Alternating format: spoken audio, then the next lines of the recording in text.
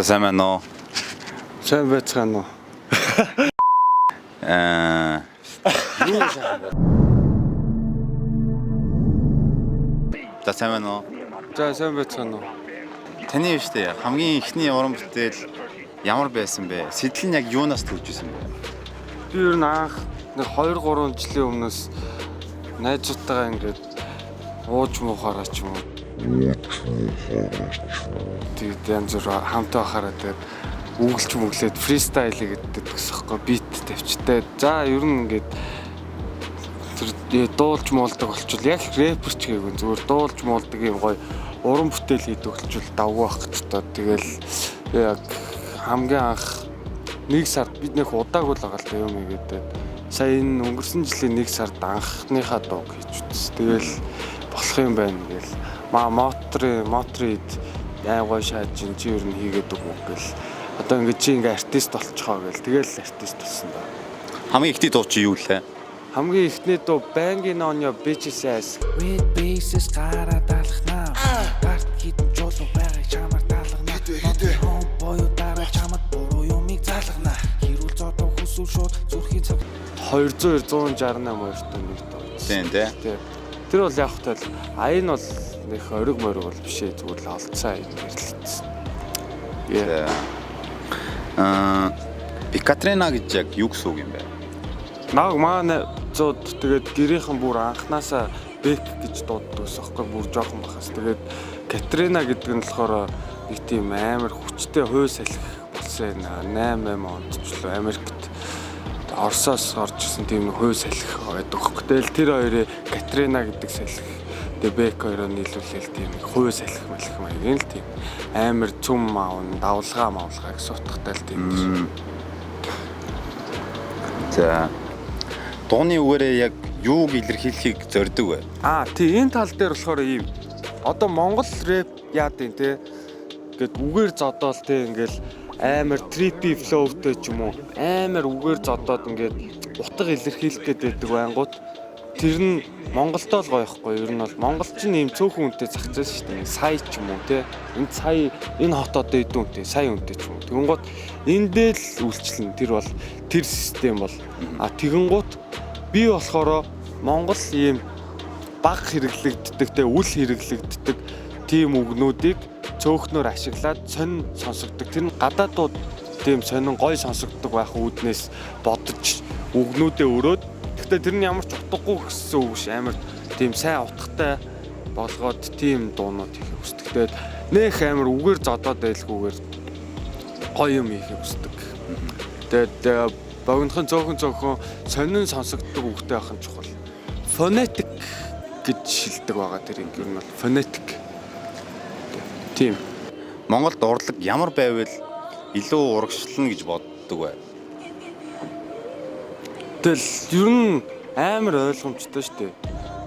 Ингээд урлагийг үнэлдэг байх хэрэгтэй гэж байн бүр залхтал ярьдаг. Тэр нь яг юу гэсэн утгатай вэ гэхээр ёо та гоё хэсэг сайных. Тэгэнгуутлаа зөөр дээ явчихтай юм raw байсан дээ шүү.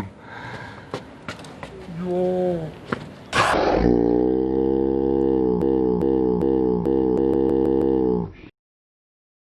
урлаг ямар байх хэвтэй вэ гэхээр зүгээр л артистуудаа л яг үндэ өсөхгүй байх хэрэгтэй байхгүй. Ингээд дуу муугийн зүгээр ингээд шууд ашигладаг ч юм уу. Тэглгүүгээр бас нэг 5 төгрөг өгчдөг байх юм бол урлаг хөгжөөлнө ш тэр хүн чинь ингээд ходоод нь цадчих юм бол уран бүтээлийнхаа талаар л бодно ш. Тэрс маш амархан. Жохон мөнгө өгчих тэгэл болоо. Үнэлэх хэрэгтэй. Ийм юм хийх гэж бид нар зүгээр л ингээл цаанаасаа болцдог юм биш шүү дээ. Бид нар чинь ингэж одоо хипхопын яад юм те хипхопоор ингэж амьдэрсэн байгаа шүү. Тэр чинь ингэж зөндөө юм үзэж туусныхаа үндсэн дээр трийгээ бодож өрөөд үг болгоод дуулаад райм болгоод тэрэн дээрээ ямар флоутэй байх вэ, ямар аятай байх вэ чи ингээ харахад л нэг стайл дуулаад байгаа болохоос яг үндэ амар хэцүү юм байдаг. байхгүй. Зүгээр офисын ажил хийдэг хүн бол юу их нь товч тодорхой те. Маш ойлгомжтой. Би өглөө 8 цагт тусаад тим хийн ингэн тийм байдаг. А биднэрт бол тийм байхгүй шүү дээ. Хэцүү байхгүй. Ямар үед юу төрөх үү бодно, бид нар тэрэнгээрээ хэсэг амьдран, гутралд орно, амар хэцүү гунигийн дуу байвал өөрөө тэгж гунигласан болол тийм хийж байгаа шүү дээ. Депрессцэн болол тийм болохоор яг артистуудаа ингээд байгаагаар нь Монгол бүр ядчихт ингээд хамгийн хэцүү нь ингээд дээр нэмээд бүр хаалт тавьж өгдөг заяа артистуудаа. Юм хийх гээд байж байгаа ямар ч мөнгө нэхээгүй баг юм хийхгээ байж байгаа залуусыгаа шууд үгүйсгээл энэ нэг муу хар таймагчд бла бла бла өстой болохгүй бүтэхгүй зүгээр л нэг үсгүй хүүхд явж байгаа гут яадаг чинь те үсгүй бахаар таны ээж аав ч очоод утгалаа дээр юм чинь гэсэн үг шиш зүгээр л тэр юм уран бүтээл сэтгэлгээтэй хүүхд тахгүй. Тэрийг юусоо ойлгохгүй дээр нь нэмж хаалт тавьдаг. Тэр нь хөгжилд маш саад болж байгаа гэж боддог.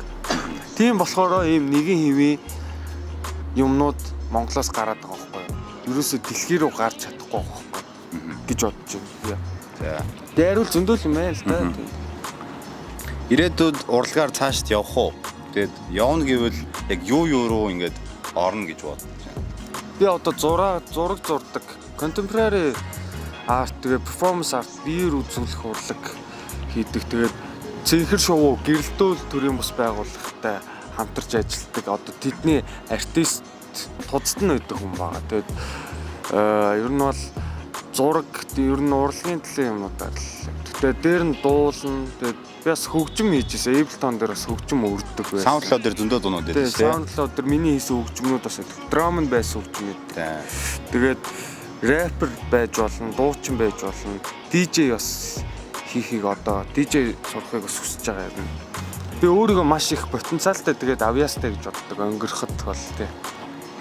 Inspiration авдаг гадаад Монгол артистыг нэрлэлвэл би ер нь гадаад модад артистуудыг бас сайн нэрийн цээжилдэг юм а тэгэл хараал үзэл ингээ мартаа.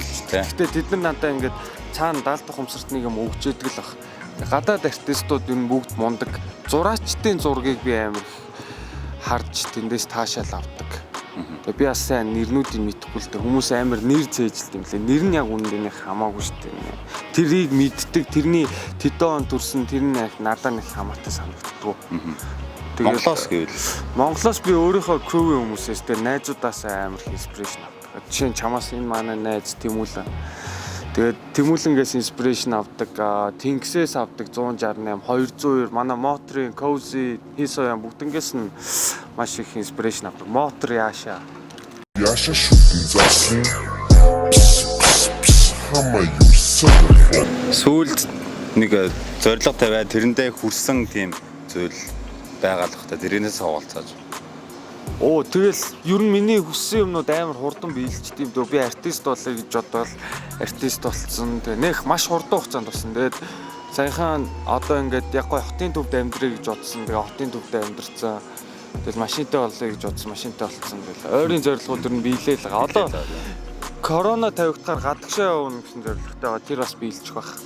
Тий, гадагшаа явна явчихсан. Дуртай юмараа гадагшаа. Ер нь гадаадын лейблүүд рүү миний дуунууд бас яваад эхэлсэн. Тийм болохоор явчих واخ. Багада яг ямархуу хөгжим сонсч өссөн бэ. Тэгээд хамгийн гоё багын дурсамж бас хуваалцвал. Тий.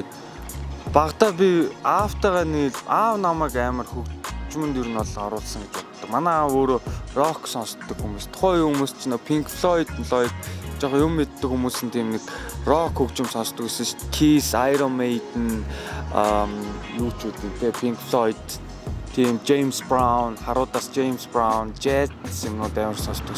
Тэгээ манай аав бит хоёрын юу хийтгээд ялтын тэнд дэлгүүрээд байхгүй. Тэндээс DVD-нүүд DVD худалдаа авцаа. Тэгээ DVD-н дээрээс ингээд DVD-н дээр тэр тоглолтуудын юм бичлэгнүүд байдаг ус аахгүй юм. DVD зардаг ганцхан л тийм лангу байдаг ус. Тэгээ тэндээс тийм хамтлагуудын тоглолтын бичлэг авч байгаа бит хоёр үзчихтэй бүжгэлдэг байсан. Тэр бол хамгийн гоё дурсан юм шиг. Аав л намайг хөгжим төртөд болгосон юм шиг. Тэгээ хөгжим ном хоёрт аав төртөд болгосон.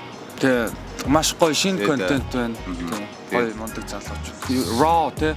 Raw production клип Тэгээ янз бүрийн контент юмнууд хийдэг гэж ойлгож байна. Маш гоё ирээдүйтэй гоё залуучууд байгаа. Үцэцгээгээрээ. Raw